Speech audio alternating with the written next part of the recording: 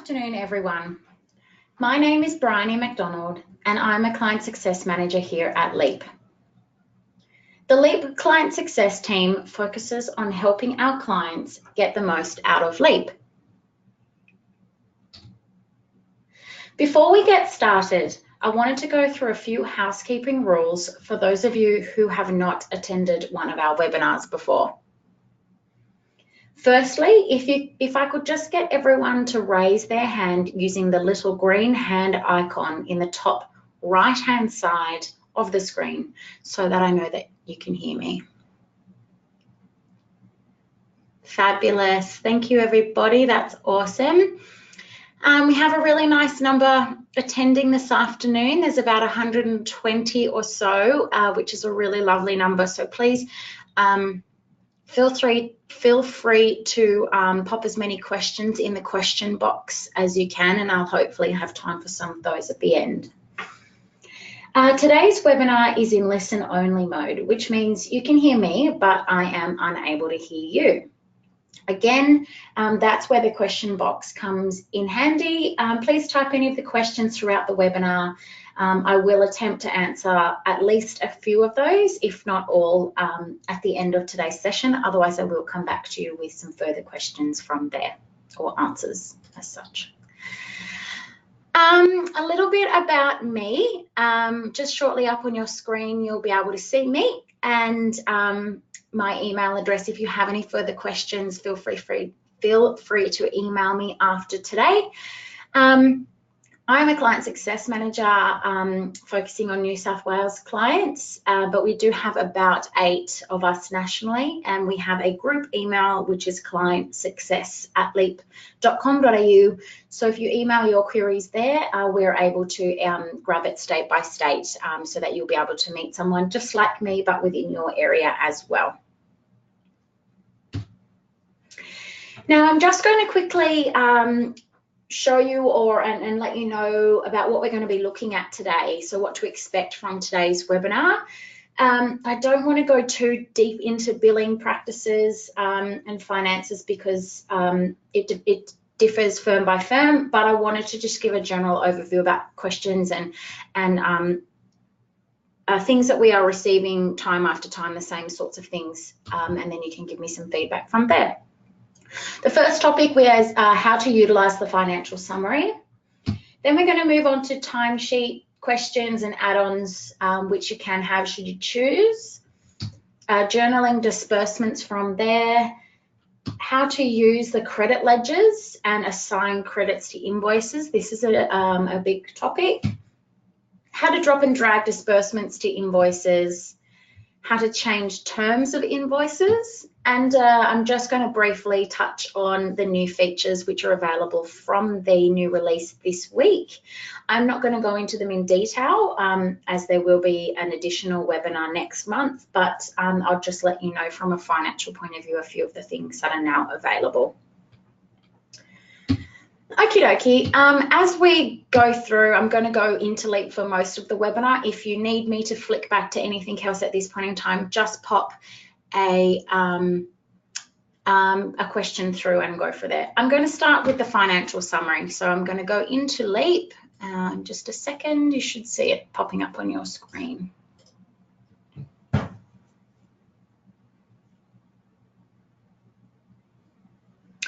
Okie dokie, so the financial summary, the third tab along, I wanted to highlight this aspect. We are receiving a few help desk questions about it, so I thought I would clarify exactly how to read it and what its purpose can be.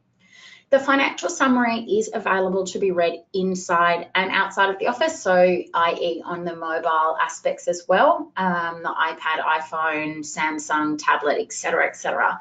It is handy to be able to show or talk to clients with real-time information when you're out either with them or that you're at court and so forth, which is why it is available on the mobile aspects. If we look at the financial summary from the right-hand side and then move to the left, I start first of all with billed and unbilled, or unbilled known as WIP. These are the totals only from the commencement of the matter. This is just purely an overview in specie for you to read. Moving to unbilled costs and payments or unbilled time and fees. This gives you a breakdown of the age of the unbilled WIP or disbursements on the matter, but it is less, obviously, any available credits there. So the credits are read at the bottom of the columns in each of those.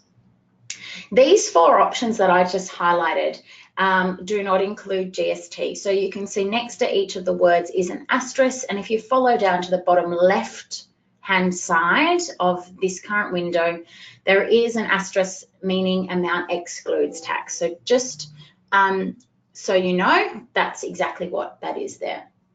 The debtors column on the far left-hand side is a snapshot of all fees billed or invoices sent to clients, but unpaid, and the age of the debtor.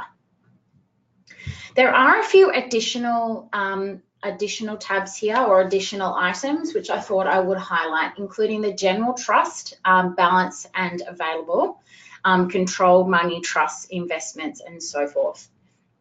For those wishing to use this financial summary to its capacity or to add financial information to any precedents which you create, there are some fields actually available within this financial summary. One of the ones I specifically wanted to highlight was the general trust, the trust balance here on the left-hand side. Just a little trick for you to know that I will go in and show you in a second, but some of these are actually hidden fields so that you have to click a button to find them, and I'll take you in there now. So if I pop into my Word Bill template, if we go to Details and Correspondence, Guides and Precedents, down the bottom in a second, in Practice Management Accounting, we have our folder where our Word Bill will be.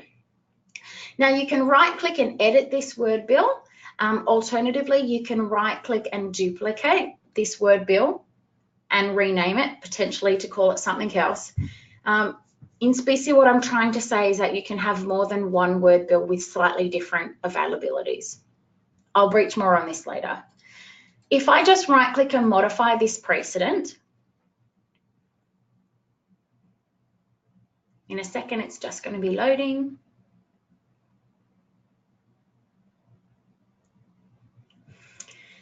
Here's the Word Bill that naturally comes up. What I have done here, in a second you'll be able to see once I've scrolled down, I've actually added an additional row. All I simply did to do this was by enter and adding my table. I have pre-filled it just so that I'm not mucking around within the webinar here, but I've added these words in here. This is actually a field because you're familiar with LEAP. You know, if you click into something and it goes grey, that means it is a field. Alternatively, Alt F9, and you can see that there is a merge field behind this particular calculation or this particular number. If I Alt F9 back, where I got the $1,000 from and how did it miraculously get there? Well, from my financial summary, I had $1,000, and if I look in trust, I also have $1,000. But to pop it into a precedent, I will come up to Editing and then Insert. And on the right-hand side, you'll see the ordinary merge field pane appear. We'll pop down to Matter rather, which is 3/4 of the way down. Now the hidden fields is right down the bottom in the left. I'm trying to circle it with my cursor, but I don't have a large cursor. Hopefully you can see that. If I pop that on, right now on your screen, you're seeing a number of blue additional fields popping up. I'm going to search for trust balance because I know that it was trust balance in my financial summary, and there it is there. So I'm just going to add it again one more time to my precedent just so I show exactly what it's going to look like when it populates. Not that it's any different to that. So you can have different options available and utilize the fields that are in there if you choose to as a firm. If that's what you'd like, you can press Save and Close or continue to alter as you deem appropriate from there. Okie dokie, I'm going to move on to the timesheet. That's just coming across on our page now. So a common query we receive about timesheets is that sometimes the options available to post time are more limited here than they would have been if you had posted directly through a Matter. So you can right click in the Matter and so forth and have options available.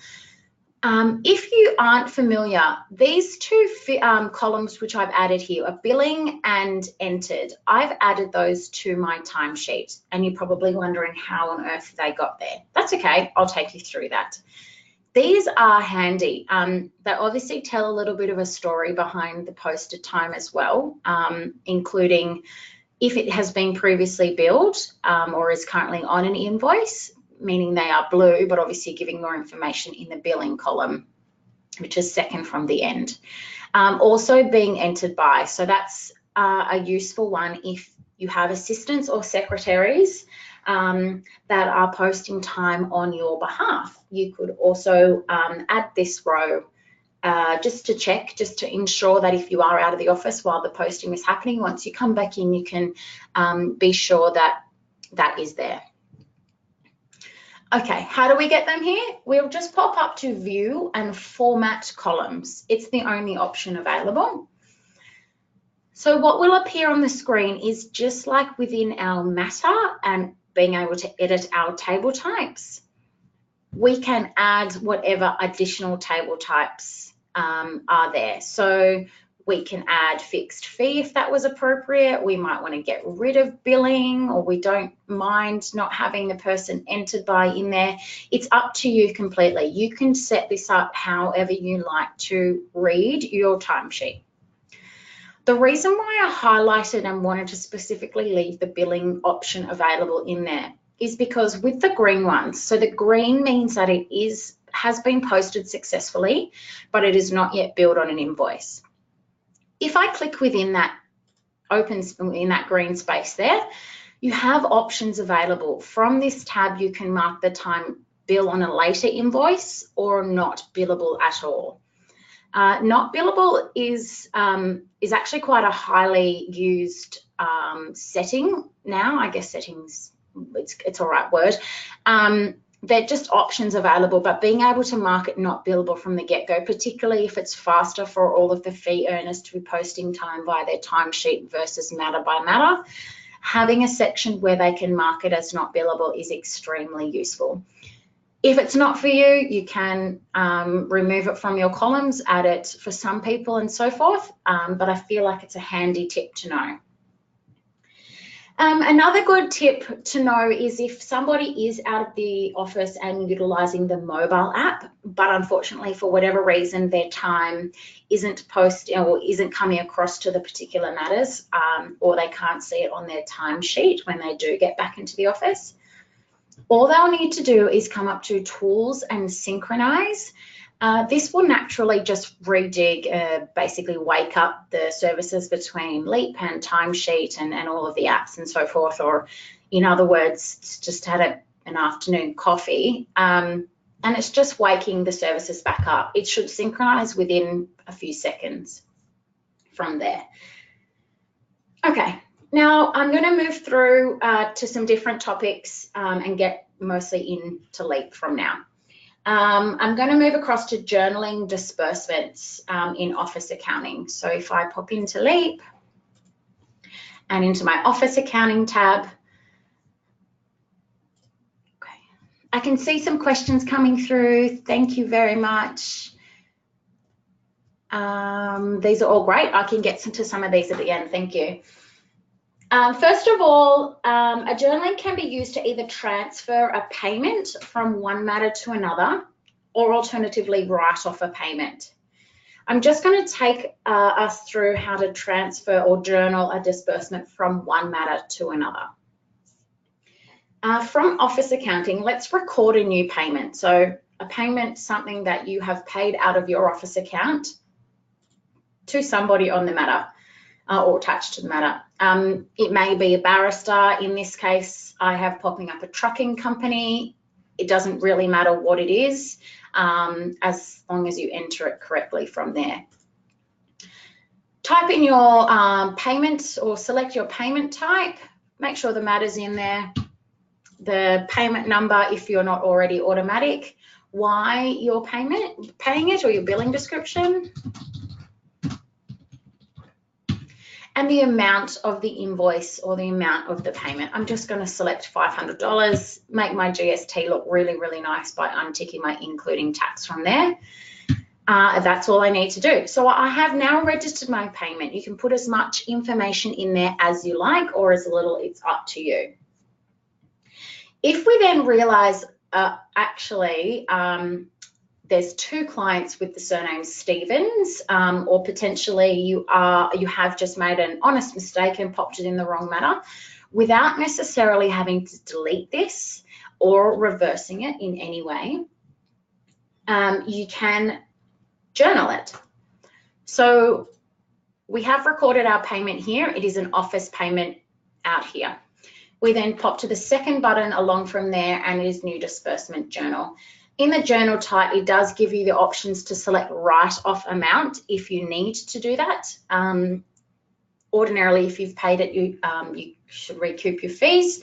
Alternatively, if you do need to do that, to go from there. Otherwise, I'm going to leave it at matter to matter. Here we're going to credit the current matter that I'm working on and debit the matter we are wanting to place the new payment on. I'll be completely honest, when I started learning about this, I was at a loss why it wasn't the other way around, because we automatically wanted take away here. But if we took away, we would be minus double the amount of money. So if we go to our matter, we give a reason because we've incorrect record of payment perhaps. We're going to credit the amount that we paid. Remember, because I unticked the include tax, I'm going to do the same for this one to make it the same amount of money that we had input there.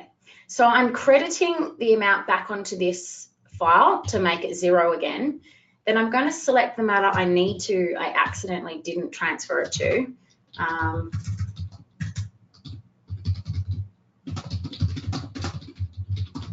Whatever reason you would like to pop in there, and then I'm going to debit that amount on the new file.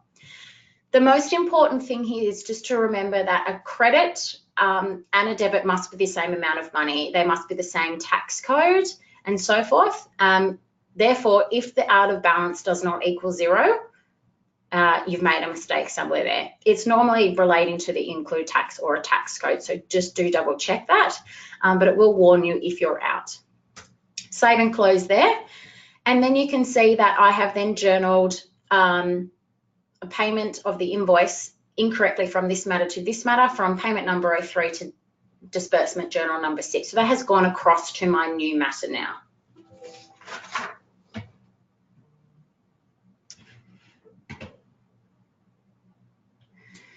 I've had a question. If I wasn't planning to go through the new feature to mass email statements,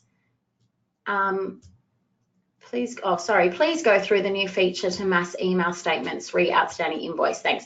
Leonie, I won't be going through that today. There will be a new features webinar next month, however, but also there is some information on the community page, and I've got your details as well. So I'll just make sure that tomorrow that you are contacted by one of my team to make sure. Lovely, thanks Leonie. Okie dokie, I'm going to then move through to how to use credit ledgers and assign credits to invoices. Credits can be tricky, I guess. It's not that often that clients would overpay their invoices. If anything, they're either likely to underpay them or delay payment of them. And I'll look into delaying payment and recouping fees and so forth a bit later in our webinar. If an invoice has already been issued to a client and a client pays the invoice, however, does happen to overpay it, you can receipt the invoice and then enter a credit separately, which will be recorded on the ledger. So if we look to the matter up to the very top, I receipted a credit before I actually struck an invoice in this case, which can work both ways. So you have an invoice and a credit, either way, either option. I recorded my credit by popping into Credits Ledger and issuing a new receipt, which was the original receipt that I had here. I then struck an invoice, which is my $1,024 invoice here. And then because I knew that there was a credit on the file, just in case you didn't know, there is the credit bar here, which does enable any credits to be shown. If you have got an invoice, which like I did here, and to the similar amounts, once you have an invoice, you can apply to invoices from the same tab. If there was an invoice available, it would show you an invoice here. The reason why I might not have an invoice available here is because the invoice status might be draft approved or draft unapproved. So the invoice will only pop up if the invoice is actually final for you to put a payment onto that invoice.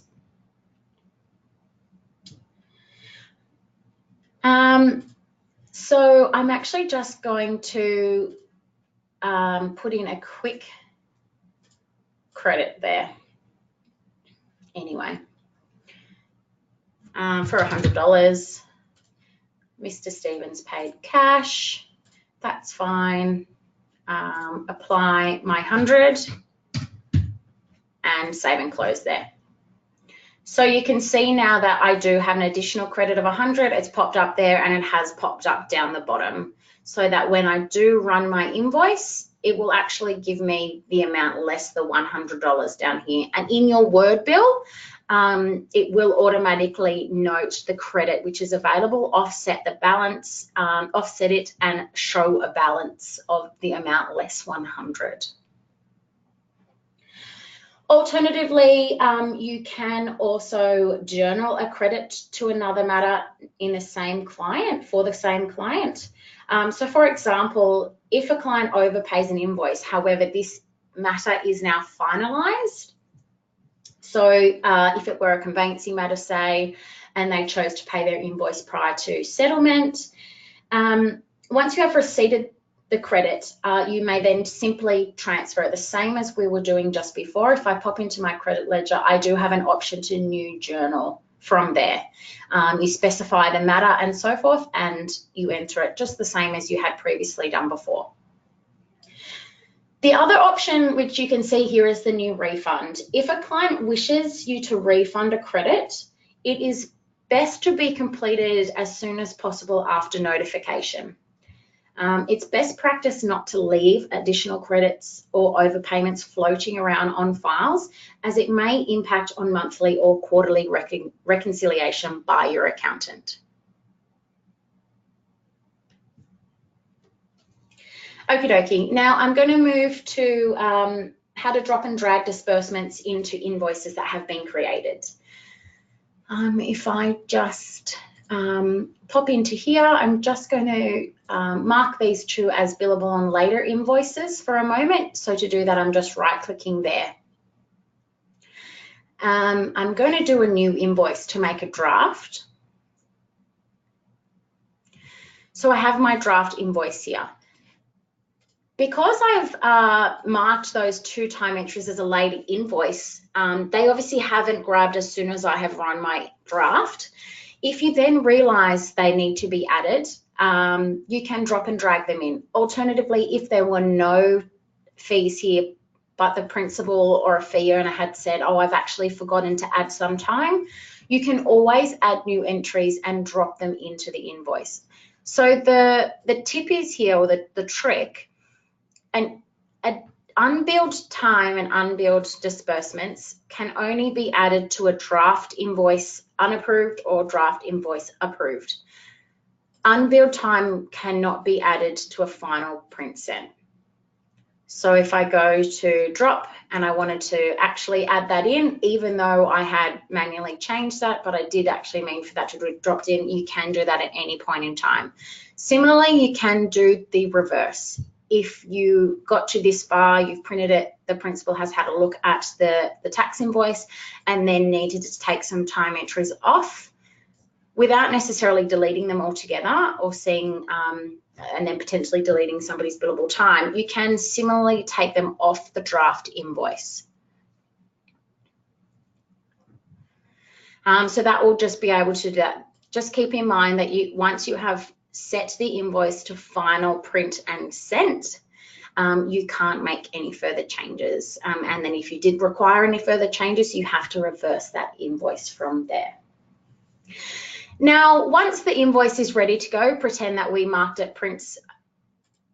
Actually, let's mark that unapproved for a second, or approved, it doesn't really matter. Before you get to the final print sent section, on the standard layout tab, you do have an option to select a different layout if you wish. So when I was mentioning before about having an additional word bill with potentially a trust fund available, you just might like to have that as a separate layout to show trust funds, or whatever option that you like there. So you can select that before you get there. The other option that you have, which most people don't know about, is to be able to save this bill and protect trust funds. This word bill is actually greater than, well, this bill is actually greater than the amount available in trust. Trust balance is on the left-hand side from this window as well, just in case. But ordinarily, if I'm striking an invoice and issuing an invoice to a client, and you wanted to protect trust funds, the invoice obviously would have to be less than the amount that is available in trust. But it is also so that you can ensure payment of your invoice from there. So don't forget that little drop-down arrow, because you can also save and trust to office transfer straight away. Again, best if the invoice is below the amount available in trust in order for that to go through perfectly. Save and apply credits is completely different. I won't go through that. I'll wait for another for the next month's webinar for hopefully our client success again to go through that. But for the moment, the top two are probably very, very handy to know that they do exist from there. Now, if you are interested in being able to, I'm just going to save and close that for a second, change the terms of invoices. So the details of your terms of invoices are usually clearly displayed at the bottom of your bills. However, what I'm referring to here is being able to use the terms which you have set to mark a due date on an invoice and then charge interest, if necessary, on the late payment. I guess some logic behind this feature: if banks can charge interest, so too can you. Obviously, completely at your discretion. So let's go up to tools and options.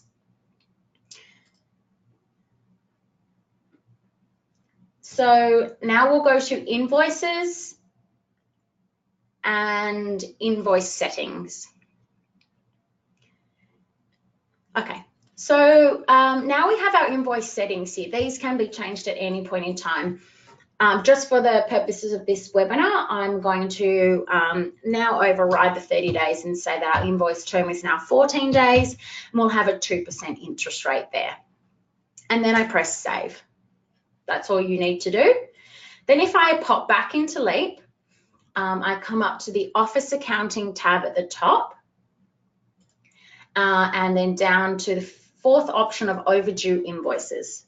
This is where you can select the appropriate invoices where it is now there is a now overdue payment greater than the 14-day time period, which I had just set, and it has now calculated interest. I set the default for 2%. However, you can manually override that. If we go to the filters up here, you can select all invoices, but it will include the draft invoices. So just keep in mind, if they're grayed out, obviously they don't have interest because they're not yet finalized. You have overdue with interest or overdue without interest. Let's overdue with interest here. Setting our status, I'll show you what that looks like. If you are finalizing it, just final print and sent. However, if they're to be checked off by a partner of the firm, then best with one of the draft options before they are finalized. I'm going to print it after creating it, and perhaps on this side you have an option to add a do not apply fee if interest is less than. So if I look to my list on the right hand side, it has interest due, and in some of these matters there is an amount of a measly 46 cents, 56 cents, and so forth, it wouldn't necessarily be appropriate to send your client an invoice for 46 cents, given that 6 cents doesn't exist in natural cash. However, it's best to set a fee or a limit. So if interest is not over a certain amount, you won't include it. For the purpose of this webinar, I'm just going to put $10. So automatically, if my interest is not, or if my interest is less than $10, I only want to see the ones that are above. Straight away, it's picked up 2 invoices here. So this is being calculated because I put 14 days. Obviously, this is much, much larger than that, but it's over $10. Here you can select all, select none, or some, and so forth. But in this particular one, I'm just going to select the first option and save and close.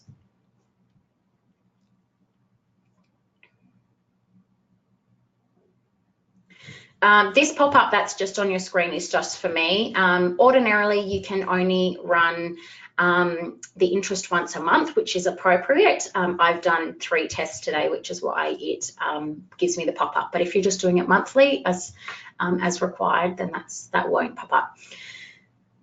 So on your screen now, you will see a PDF version of an additional tax invoice with which is just the interest incurs to date. So it clearly gives the matter number, your client number, a late fee, giving the memo with a notice. So it's a late fee in addition to the first invoice which you had run. The description over on the left-hand side is very, very clear. So you have original invoice number 31, which is also mentioned in the memo, a balance due on that invoice. So if your client had made a part payment, it will take into consideration the part payment that has been made and only bring up the balance, which is now due. It would then incur the new charges, the third line down, which are then reflected, and the new total amount due of all late fees. So that is the then new total for your client to pay $16.95 there, which includes the interest and so forth from there. Okay, to send this to a client, you can quickly just pop up to the top here and use the print icon. But if you're becoming a little bit more conscious about printing or posting excess postage costs and so forth, you can always print to leap. So my default is set on my print destination to print to leap. You can change that or select that if that's not your current default. So up on my screen now, you can see that I have my printer options. You will have the same, and there is a destination called print to leap. I'm just going to print it to leap, and I'll show you what happens. It's actually going to open right in front of my face, which is really nice. More or less, because I have printed it to leap, it's going to prompt me within leap for a document name. So additional invoice for interest. You can name it anything you like. You might want to give it a date. I'm going to place it on the matter that I wish for this to go to.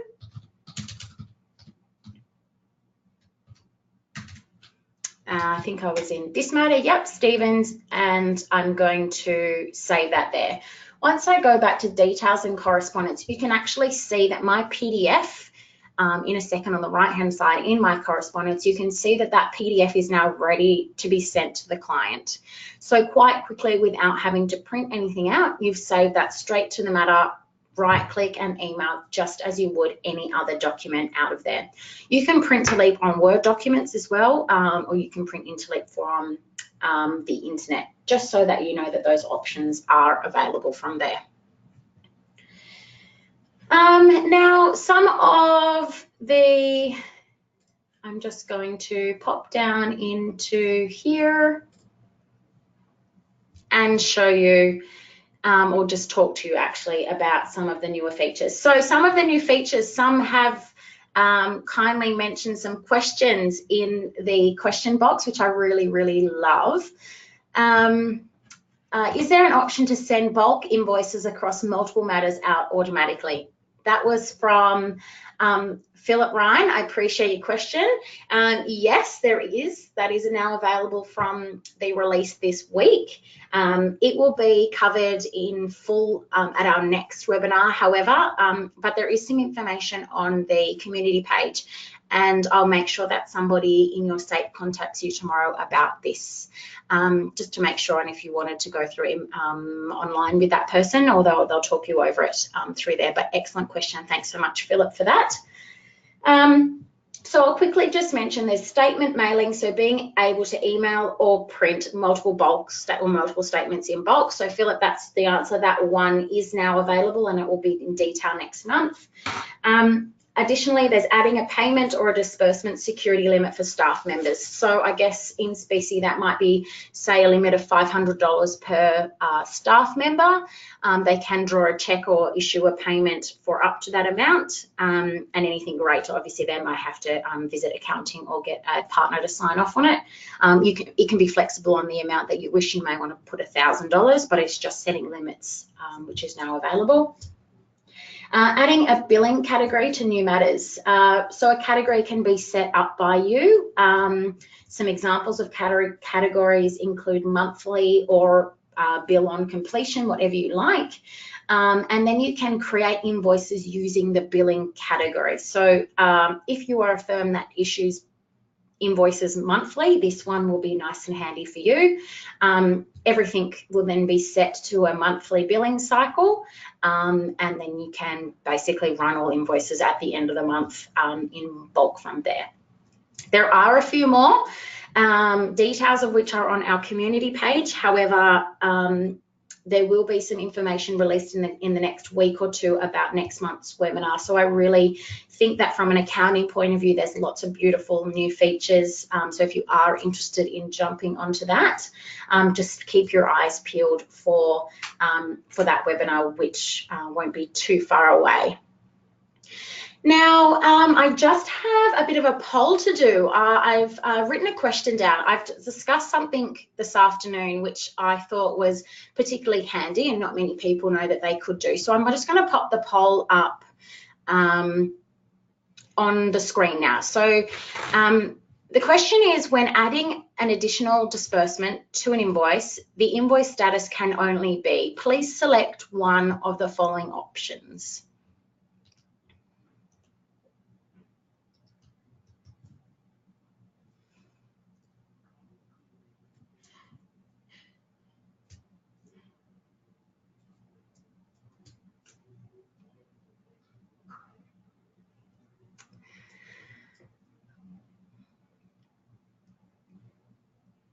Oh, this is looking good. I like this. It appears everybody was awake. Everyone has a tea or a coffee in hand and they're buzzing at 3:30 on a Wednesday afternoon. Okie dokie, I'm going to close it off. I think these responses are pretty good, and I think it's pretty satisfactory to confirm that we do know the answer to that one.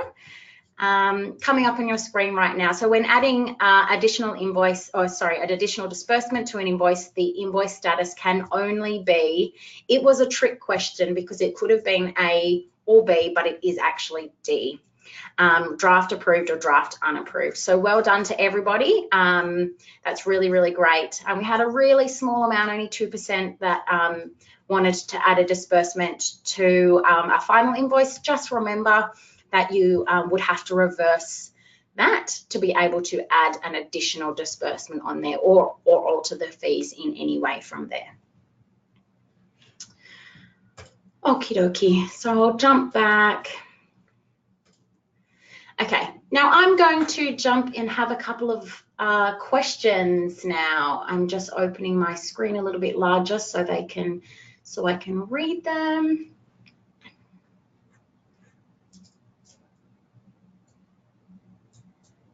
One of the questions from Kelly, she said she missed the process when you showed how to produce a PDF invoice on the file without printing a Word bill. Yes, of course.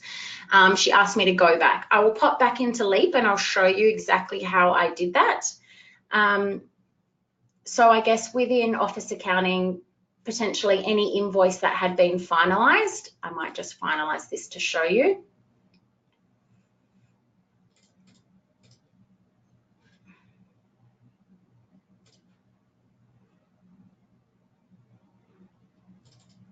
So you have your option to print here, which will automatically print the PDF version. You have a Word bill, obviously, the same sort of situation. But I guess if I was just stemming off the back of exactly what I did before with one of the other options, if you hover over the top right of your screen, you have a printer button, which will appear. I think the word print's now coming up.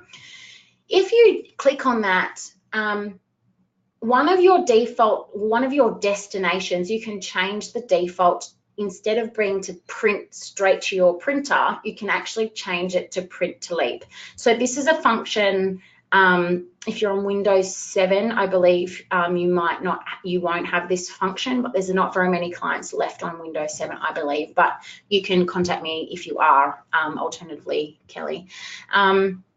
Make sure that your print to Leap function is selected.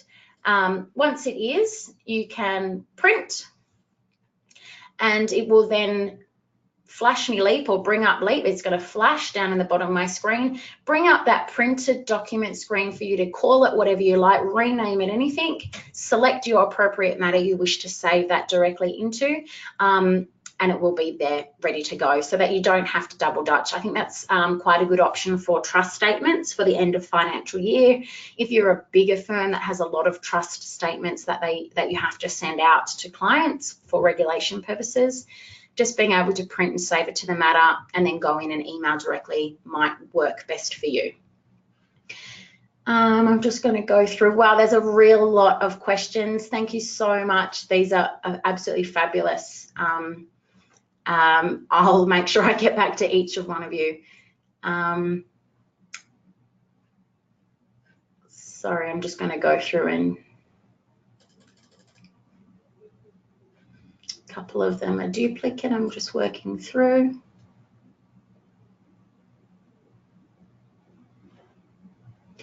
There's a question about, can the additional invoice be changed to a reminder or an overdue invoice instead of a late fee invoice? That's from Shanna. You can actually set up additional word bills that just basically, so it reproduces your word bill or your document, I guess, if you want it in a different format to remind clients. Or you can set up a standard precedent that would bring across information that would remind clients that they have an amount outstanding. By all means, you don't have to use the interest if you're not interested in issuing invoices with additional interest. Too many eyes there. You can set up additional precedents which might work better for your firm, just to remind clients that if they're 6 weeks or if they're overdue, their invoice was due 2 weeks ago. It's up to you. But you can set up options if you wanted to. It does not have to incur, you don't have to use that platform to incur interest as such if you didn't want to. There is a question that I actually don't know the answer, so I have to get back to you, but I thought I would just read it out anyway. Would we be able to reverse the interest invoice from the system if, say, the partners change their mind? Given that we actually just did one recently, so there was some interest that I'll just pop back into this. I don't know the answer, but I'd be interested to just take a quick look now to see how it came through in matter 17006-3.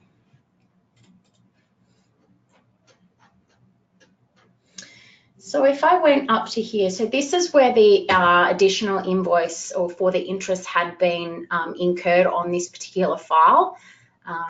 I'm just going to open it now and pop into Office Accounting and see how that, because it was draft unapproved. So remember how I actually had set the statuses and I left it as a draft unapproved. So in case for whatever reason, just the same as invoices, if you didn't need that, just the same as an invoice, you can actually bill that. So delete that there. So that quite clearly, I think, actually answers your question there. I think it was Francisca. I'm sorry if I got your name wrong there, but hopefully that answers the question. So in that case, maybe just mark them draft first in lieu of making them a final interest payment in case they do change their mind as you suggested.